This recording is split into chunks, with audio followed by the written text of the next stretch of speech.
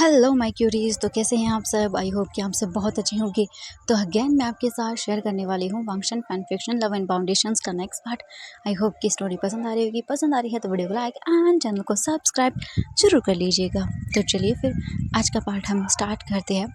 इससे पहले वाले चैप्टर में हमने देखा था जो हमारा वीजिंग था वो वांग जी का वेट कर रहा था अपने घर पर, बट दूसरी ओर वांग जी जो है वो जूझ रहा था बहुत सारी चीज़ों से। वांग जी को गए हुए 10 दिन हो चुके थे एंड पूरे लैंड फैमिली के ऊपर जो वैंस था उसका अधिकार हो चुका था। पूरा लैंड सेक्ट जल कर तबाह हो चुका था। बहुत सारी जगह बर्निंग जो चीज़ें थी वो कर दी गई थी। जो भी इम्पोर्टेंट सामान मतलब किताबें जो भी थी वो सारी बहुत आधे से ज़्यादा जला दी गई थी एंड कुछ बहुत ही ऐसी जगह थी जिन्हें सिर्फ लैंस ही ओपन कर सकते हैं, तो वो छिपी हुई थी। अभी वांग जी को देखते हैं। वांग जी बंधा हुआ था और उसके ही सामने उसकी फैमिली वालों को पनिशमेंट दी जा रही थी और उन्हें बहुत बुरी तरह से मारा जा रहा था एंड वांग जी देख रहा था। वांग जी बोलता छोड़ो उन्हें, बट वांग जी के ऊपर भी कोड़े से वार किया जाता है एंड वांग जी कैसे तैसे करके अपने आप को संभालता है और वो देखता है उसका भाई, उसके माता और पिता दोनों ही बहुत बुरी हालत में थे। वांग जी उन्हें देख रहा था। लैंड सेक्ट के जो कुछ गार्ड्स थे वो भी खड़े हुए थे और वो भी अपने आप को संभालने की कोशिश कर रहे थे, बट नहीं, बहुत बुरा हाल हो रहा था लोगों का और वो बिल्कुल भी अपने आप को संभाल नहीं पा रहे थे। वांग जी सब चीज़ें देख रहा था। उसे गुस्सा तो आ रहा था बट वो अपने आप को इन लोगों से छुड़ा नहीं पा रहा था। अगर वो छुड़ा भी लेता तो वो कुछ नहीं कर पाता फ़िलहाल के लिए, क्योंकि उसके माता पिता की जान खतरे में थी और वांग जी अपने ऊपर सब सह सकता है बट वो उन्हें कुछ नहीं होने दे सकता क्योंकि उनकी नेक पर तलवार रखी गई थी। तो वांग जी बस देख रहा था कि कब वो इन्हें बचाने की कोशिश करे, कैसे करे। हम देखते हैं यहाँ से कुछ टाइम के बाद का सीन। वांग जी के नेक के ऊपर वैन चाओ ने तलवार रखी हुई थी और वो स्माइल करता है और बोलता है क्या बात है, मुझे तो बहुत मज़ा आने वाला है तुम्हें मारने में। कहते हैं लोग कि तुम बहुत बड़े योद्धा हो, पर देखो कैसे झटपटा रहे हो। आज तो तुम एकदम बोल सकते हैं बंधे हुए पंछी की तरह लग रहे हो। देखो तुम्हारे पर देखना मैं कैसे तोड़ता हूँ। और उसके बाद ये लैंड सेक्ट हमेशा हमेशा के लिए पूरी तरह से तबाह हो जाएगा और वेंस का यहाँ पे राज होगा।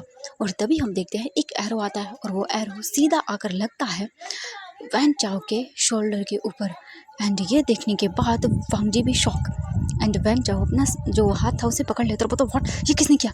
वो जैसे ही तुरंत ही पलट कर देखता है एक पर्सन खड़ा होता ब्लैक रोब के अंदर, उसका फेस कवर था और उसके हाथ में तलवार थी और उसी के साथ एक पास में लड़की खड़ी हुई थी, उसके हाथ में तीर थे और दूसरी साइड पर एक और पर्सन खड़ा हुआ था, उसका भी फेस कवर था और उसने पर्पल कपड़े पहने हुए थे और उसके हाथ में एरोज थे और एक तलवार भी थी। ये सब देखने के बाद वैन चाओ गुस्से में बोलता है आखिरकार कौन है ये सब, हमला करो, पकड़ो इन्हें। जैसे ही ये बोलता है तुरंत ही जो वैन चाओ था उसके सैनिक आगे बढ़ते हैं उन्हें पकड़ने के लिए और जैसे ही उन्हें पकड़ने के लिए आगे बढ़ते हैं वो लोग उन पे अटैक करना स्टार्ट कर देते हैं। वांग जी देख रहा था और वांग जी से उन लोगों का जो ध्यान था वो हट जाता है क्योंकि अभी जो लोग आए हुए थे उन्हें मारना ज़रूरी था।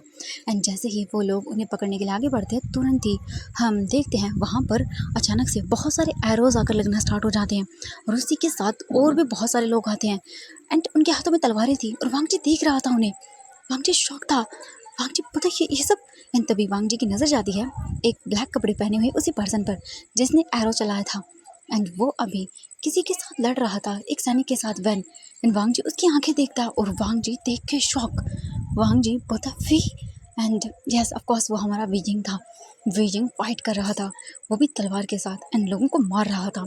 हम दूसरी ओर देखते हैं जो दूसरा पर्सन था पर्पल कपड़ों वाला वो जियांग चैंग था और वो भी फाइट कर रहा था अपनी तलवार से और वो एक एक करके मारे जा रहा था वैन सैनिकों को। और जो बहुत सारे मतलब आए हुए थे लोग वहाँ पे वो वांग जी के ही स्टूडेंट्स थे एंड वो भी फाइट कर रहे थे, वो भी वांग जी के लिए।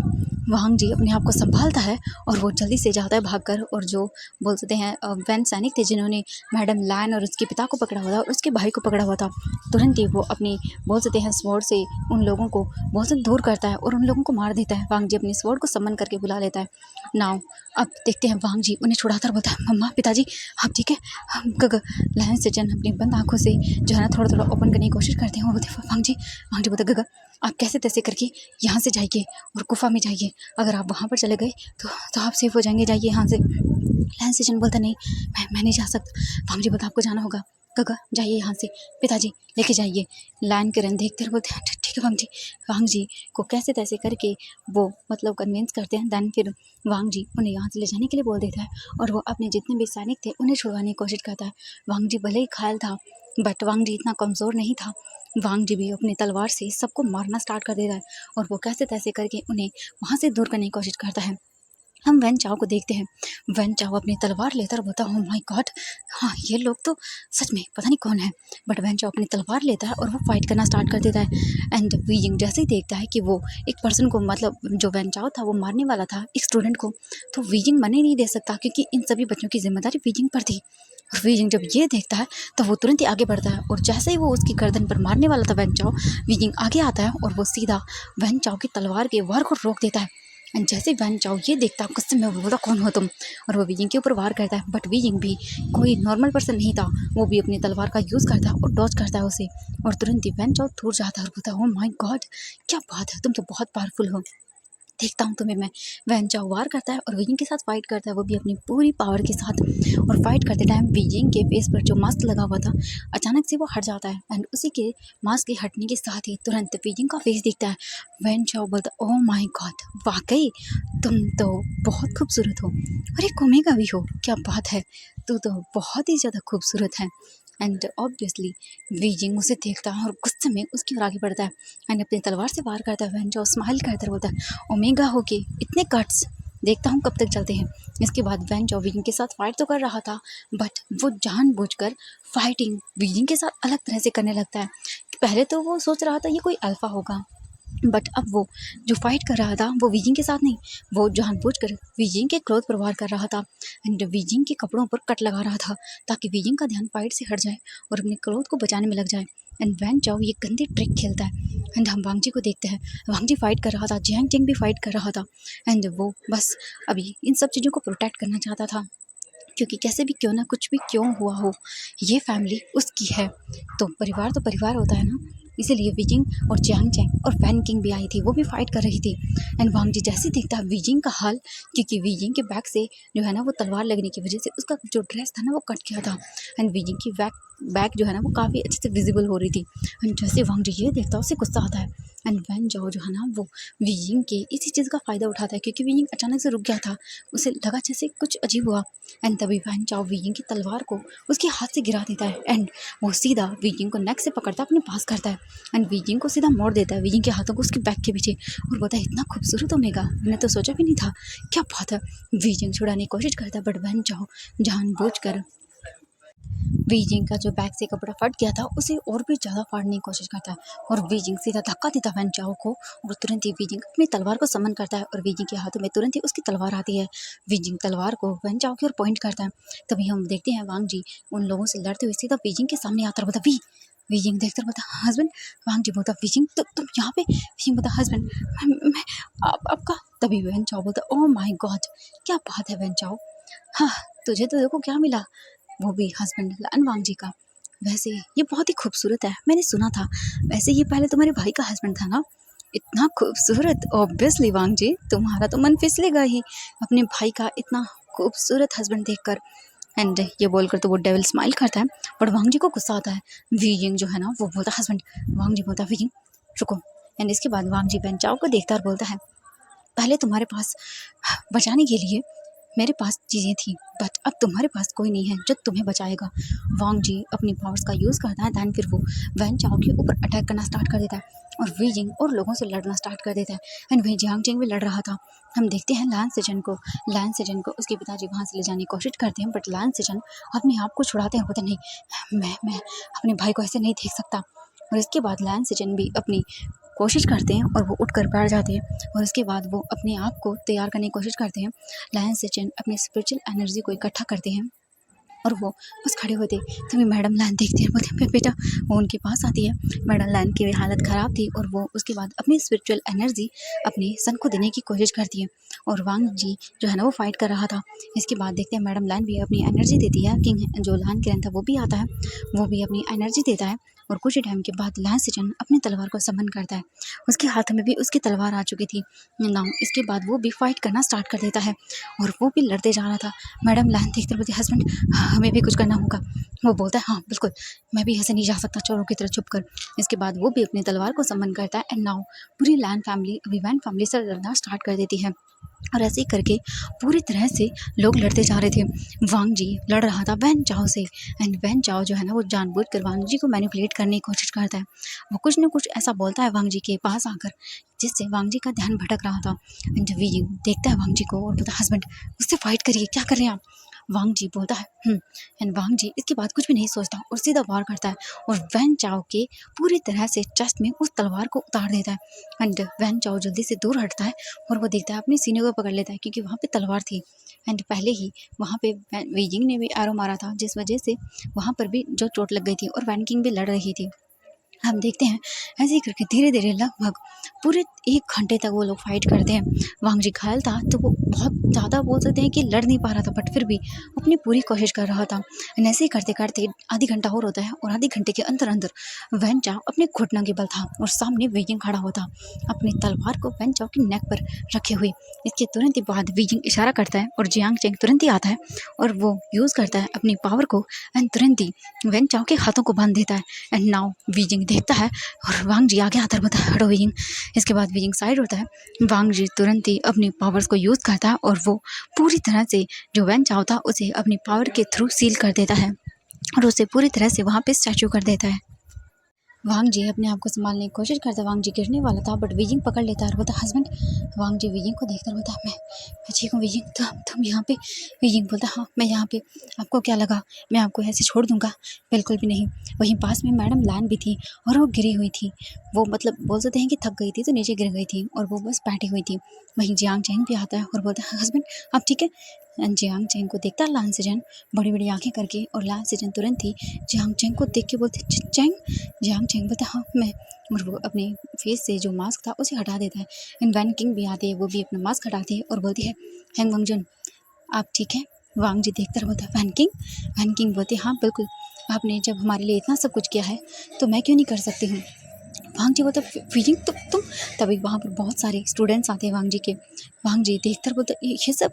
तभी वो आते हैं और बोलते हैं मास्टर आपने हमें जो सिखाया है हम उसी का यूज़ कर रहे हैं और आज हम आपको बचाने के लिए यहाँ पर आए थे। जैसे ही हमें पता चला आप यहाँ पर आए हैं तो हमने भी इनके साथ दिया और यहाँ पर आए आपको बचाने के लिए। वांग जी बोलता है सच में। वांग जी उन सबको देखता है और उन्हें धन्यवाद करता है। वो बोलते हैं जी मास्टर अब हमें वापस चलना होगा, हमारे परिवार वाले हमारा इंतज़ार कर रहे होंगे। वांग जी बोलता हाँ। वैन किंग बोलती है हैंग वांगजुन मैं इन्हें वापस लेकर जाती हूँ। वांग जी बोलता नहीं, आज सबके सब यहीं रहेंगे। मैं उनसे बात कर लूँगा क्योंकि तुम लोग बहुत थक गए हो तो यहीं पे रुकना। और वैसे भी हमने इन लोगों को वैसे भी मार डाला है और अब वैन फैमिली की इतनी हिम्मत नहीं होगी कि वो हम पर हमला कर सके। ये सुनने के बाद वो बोलते जी हाँ आपने सही कहा।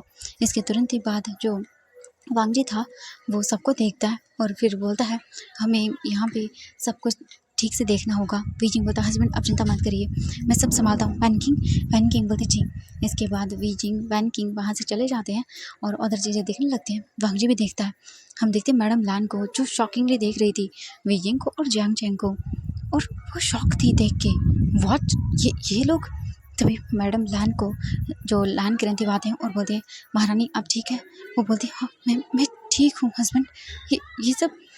तभी वांग जी बोलता है गगा आज अगर वीजिंग चैंग और वैन किंग नहीं होते तो आज हम भी जिंदा नहीं होते।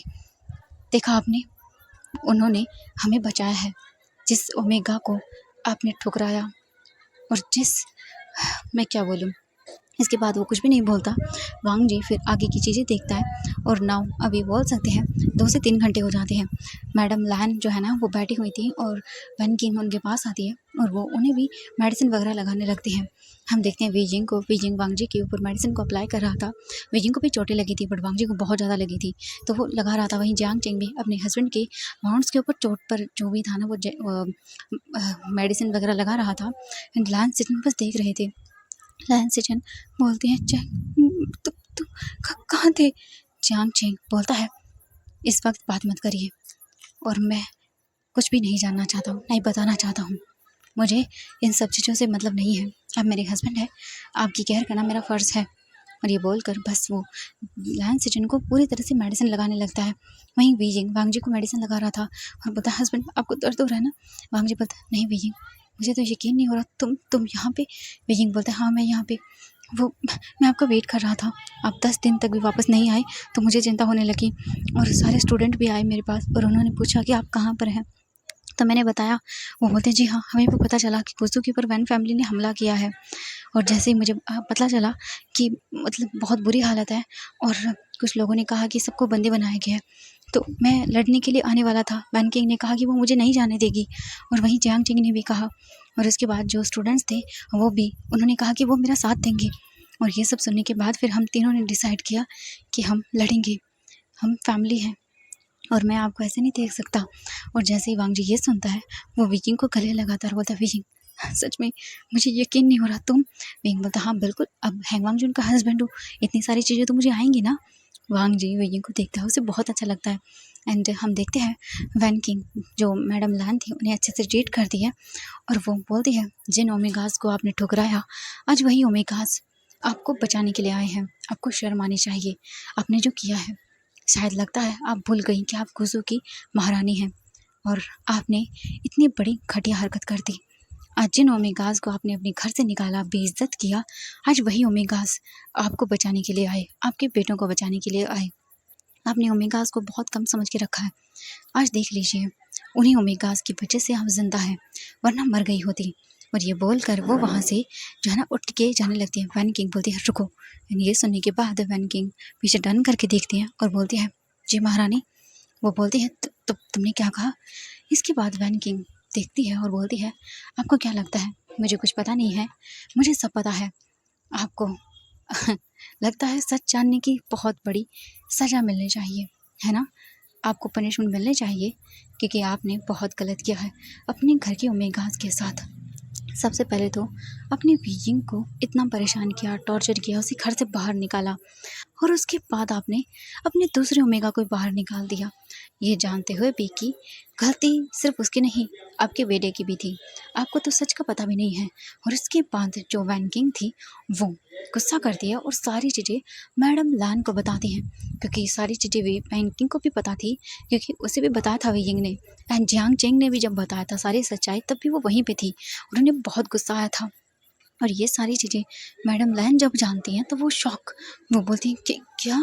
वो बोलती हाँ बिल्कुल, आपका बेटा लैन सिजन था जो कि पहले से ही किसी और को पसंद करता था और वो पहले से ही प्रेग्नेंट था। वरना आप ही सोचिए ना, आपने दिमाग नहीं लगाया क्या कि बच्चा इतनी जल्दी कैसे आ गया। लगता है आपके सेक्ट के हीलर्स को भी खरीद लिया गया है ना। और वो गुस्सा करती हैं। वैन किंग बस गुस्सा करते वहाँ से चली जाती हैं। मैडम लैन बस बैठी हुई थी। किंग हैंगजुन उनके पास आते हैं और बोलते हैं क्या हुआ, आई मीन लैन किरण। वो बोलती हस्बैंड और वो उन्हें सच्चाई बताती है और दोनों के दोनों अपना सर पकड़ लेते हैं। हम अभी लैन सेजन को देखते हैं, उनका इलाज चल रहा था, वो लेटे हुए थे क्योंकि उन्हें बहुत बुरी तरह से बोल सकते कोड़ों से मारा गया था। इतने टाइम तक तो वो वीक हो गए थे। वहीं वीजिंग वांग जी को अच्छे से ट्रीट करता है और बोलता हस्बैंड मैं खाने का देख कर आता हूँ। वांग जी बोलता है वीजिंग तुम रहने दो, मैं कर लूँगा। वीजिंग बोलता नहीं हस्बैंड आप आराम करिए, मैं आता हूँ। वीजिंग कुछ टाइम के बाद बाहर जाता है और जो कुछ भी बची कुछ चीज़ें थी उनसे खाना वगैरह बनाया गया था लोगों के लिए एंड नाउ सब कुछ सर्व किया जा रहा था। वीजिंग भी खाना लेकर वांग जी के लिए आता है और वांग जी को अपने हाथों से खिलाता है और वांग जी भी वीजिंग को खिलाता है। वांग जी बोलता है वीजिंग हमारे बच्चे। वीजिंग बोलता है वो चिंता मत करिए, सब सेफ हैं, ग्रैनी के साथ हैं वो लोग, अच्छे से उनका ग्रैनी ख्याल रखेंगी। वांग जी बोलता हाँ सही कहा वीजिंग। इसके बाद वीजिंग और वांग जी थोड़ी देर वहीं पे टाइम स्पेंड करते हैं। वांग जी बोलता है वीजिंग हमें चल के देखना होगा ना सब कुछ। वीजिंग बोलता है हाँ हस्बैंड देखना होगा। वांग जी फिर वीजिंग के साथ बाहर आता है, वीजिंग वांग जी की हेल्प करता है और वो सब लोग देखने लगते हैं। वांग जी अपना घर देखता है, पूरी तरह से जल गया था। अभी वांग जी जिंगशी में था और वो बाहर निकलता है और सारी चीज़ें देखता है। हम कुछ टाइम के बाद का सीन देखते हैं। वांग जी एक जगह आता है और आने के बाद वो वीजिंग को देखता है और बोलता है वीजिंग देखो यहाँ पे सब तबाह हो गया। वीजिंग बोलता है हस्बैंड चिंता मत करिए, सब ठीक हो जाएगा। और उसके बाद का सीन देखते हैं। धीरे धीरे करके सारी चीज़ें होना स्टार्ट हो जाती है एंड नाउ बहुत लेट हो गया था। इसके बाद वीजिंग बोलता है हस्बैंड आप आराम करिए, मैं बाहर जाता हूँ, मैं देखता हूँ उन बच्चों को। है तो आखिरकार वो हमारे स्टूडेंट्स ही ना, तो उन्हें अगर कुछ भी हुआ तो मुझे प्रॉब्लम होगी। मैं एक बार देख आता हूँ। वांग जी बोलता मैं भी चलता हूँ। वी यिंग बोलता हस्बैंड रहने दीजिए, बट वांग जी बोलता नहीं मैं भी चलता हूँ। इसके तुरंत ही बाद वी यिंग बच्चों को देखने के लिए चला जाता है वांग जी के साथ भी। कुछ टाइम के बाद वो आते हैं, सारे बच्चों को देखते हैं, पूछते हैं उनसे वो कैसे हैं। वो बताते हैं कि उन्हें मामूली थोड़ी बहुत चोटें लगी हैं। हाँ, एक स्टूडेंट है उसे थोड़ी ज़्यादा लगी है। वांग जी उसके पास जाकर उसे देखकर बोलता है तुम ठीक हो? वो बोलते हैं जी हैंग वांगचुन चिंता मत करिए मास्टर, मैं बिल्कुल ठीक हूँ और जल्दी से हो जाऊँगा। मैं तो खुश हूँ कि मैं आपकी मदद कर पाया और आपने जो हमें सिखाया था उसका हम अच्छे से यूज़ कर पाए। वांग जी स्माइल करता है और उसके बाद हम देखते हैं वांग जी वापस आता है सारी चीज़ें देखकर। वांग जी बोलता है वेइंग तुम कमरे में जाओ, मैं आता हूँ, मैं भाई को देख के आता हूँ। वेइंग बोलता है जी। इसके बाद वांग जी बोलता है वेइंग जाओ। वेइंग वहाँ से चला जाता है जिंगशी की ओर एंड वहीं हम देखते हैं वांग जी अपने आप को काम डाउन करता है और सबसे पहले वो जाता है अपने माता पिता के पास। वांग जी डोर नॉक करता है, डोर ओपन होता है और हम देखते हैं लायन किरण खड़े हुए थे, उनकी आंखों में आंसू थे। वांग जी बोलते बाबा आप ठीक है? वो बोलते हाँ मैं ठीक हूँ। वांग जी अंदर आता है, अपनी माँ को देखता है और बोलता है आप दोनों ठीक है? मैडम लायन देखती है और बोलती बेटा। वांग जी उन्हें देखता है और फिर वो अपना फेस साइड कर लेता है और वो बोलता है मुझे माफ़ करिएगा बट शायद मैं आपका बेटा नहीं हूँ। आपने जो मेरे हस्बैंड के साथ किया वो बहुत गलत था। और ये बोल कर वो चला जाता है। मैडम लान देखती रह जाती हैं। वांग जी वापस आता है, अपने भाई के कमरे के पास जाता है, डोर नॉक करता है, जांग जिंग डोर ओपन करता है और वो बोलता है अब वांग जी बोलता है गगा कहाँ पर है? वो बोलते हैं अंदर है। वांग जी अंदर आता है, अपने भाई को देखता है और बोलते हैं ये ठीक है। हम देखते हैं वैन किंग भी साइड से निकल कर आती हैं और बोलते हैं हाँ पहले से ये बेटर है, इन्हें थोड़ा टाइम लगेगा रिकवर करने में क्योंकि वाउंड्स बहुत गहरे हैं। वांग जी बोलते हैं थैंक यू वैन किंग, तुम्हारा धन्यवाद कि तुम यहाँ पर आई। वो बोलती हैं कोई बात नहीं, मुझे पता था एक वैद्य की ज़रूरत पड़ेगी। वांग जी बोलता है हाँ सही कहा, वैसे मेरी कैसी थी तीर प्रैक्टिस? वांग जी देखते बोलते हाँ सही था, तुमने सिखाया वो बिल्कुल परफेक्ट किया है। वैन किंग बोलते हाँ बिल्कुल, आखिरकार मुझे सिखाने वाला भी तो हैन वांग जुन था ना। ये सुनने के बाद वांग जी स्माइल करता है। इसके बाद वैन किंग भी देखती है और वो बोलती है चैंग तुम्हें इनका थोड़ा सा ख्याल रखना होगा। चैंग बोलता है जी मैं रखूँगा, मेरा फ़र्ज़ है ये। इसके बाद वैन किंग बाहर आती है और वो भी वहाँ से चली जाती है एंड वैन किंग वहाँ से जाती है और उसे जो क्वार्टर मिलता है वहाँ पर वो जाके अपने आप को रेस्ट करने लगती है। जियांग चेंग पूरी रात लायन सिजन की ख्याल रखता है और लायन सिजन बेहोश रहते हैं। खाना वगैरह उन्हें खिला दिया गया था। हम वहीं पर देखते हैं वी यिंग और वांग जी को। वांग जी वापस आ चुका था और वो वी यिंग को देखता है। वी यिंग बैठ कर मेडिटेट कर रहा था। वांग जी आता है और बोलता है वी यिंग बोलता है हस्बैंड। वी यिंग हेल्प करता है वांग जी के बैठने में। वांग जी देखता है जो जिंगशी थी वो काफ़ी हद तक थोड़ी बहुत डिस्ट्रॉय की गई थी, जो सामान था वो यहाँ से जैसे निकाला गया था, कुछ इंपॉर्टेंट चीज़ें। वांग जी आकर वी यिंग को देखता है। वी यिंग बोलता है हस्बैंड अब लेट जाइए। वी यिंग हेल्प करता है वांग जी की। वांग जी लेट जाता है। वी यिंग बोलता है अब आराम करिएगा। वांग जी बोलता है तुम भी। वांग जी वी यिंग को अपनी बाहों में लेता है और बोलता है वी यिंग तुम सच में, मुझे यकीन नहीं हो रहा यहाँ पर। वी यिंग बोलता है क्यों नहीं आता, मैं अपने हस्बैंड को ऐसे थोड़ी ना देख सकता हूँ। वांग जी वी यिंग के फोरहेड पर किस करता है और बोलता है हाँ बिल्कुल। इसके बाद वांग जी वी यिंग को लेके सो जाता है।